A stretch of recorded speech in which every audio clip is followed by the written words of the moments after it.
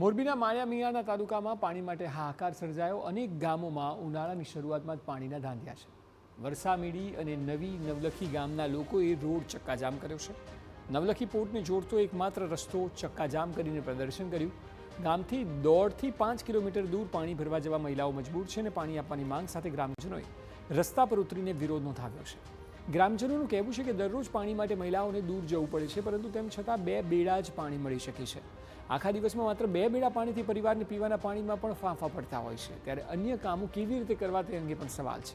સ્થાનિકોનું કહેવું છે કે ગામમાં મોટાભાગના લોકોનું ગુજરાન મજૂરી કરીને ચાલે છે, ત્યારે દિવસમાં 300 રૂપિયાની મજૂરી સામે એક દિવસના પાણી માટે તેમને 800 રૂપિયા ખર્ચ કરવાનો વારો આવ્યો છે। અમને પાણી દેતા નથી। 250-300 ખોયડા છે, બરાબર। 5 કિલોમીટર અમે ભરવા આવીએ ફાટકે, બરાબર। 2 બેડા ભરવા આવે, અમે અહીંયાથી હાલીને જાય, બરાબર। અમને પાણી દેતા જ નથી, તો પાણીની વિનાની અમે શું કરીએ? પાણી તો અમને જોઈ ને, બરોબર। પીવાનું જોઈ, નાવાનું, બધાયનું જોઈ। પાણી વિનાની જિંદગી અધૂરી છે, બરોબર।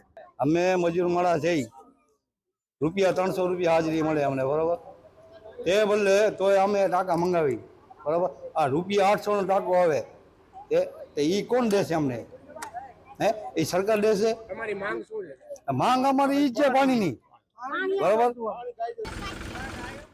અનેક રજૂઆતો છતાં અધિકારીઓએ પાણીની સમસ્યાનું કોઈ નિરાકરણ ન લાવ્યું હોવાનો ગ્રામજનો આરોપ લગાવી રહ્યા છે। ત્યારે જ્યાં સુધી પાણીની સમસ્યાનો હલ નહીં આવે ત્યાં સુધી નવલખી પોર્ટને જોડતો એકમાત્ર રસ્તો ચક્કાજામ કરીને વિરોધ કરવા અંગે ગ્રામજનોએ ચીમકી ઉચ્ચારી છે। આખો આમને પાણી અત્યારે છે જ નહીં।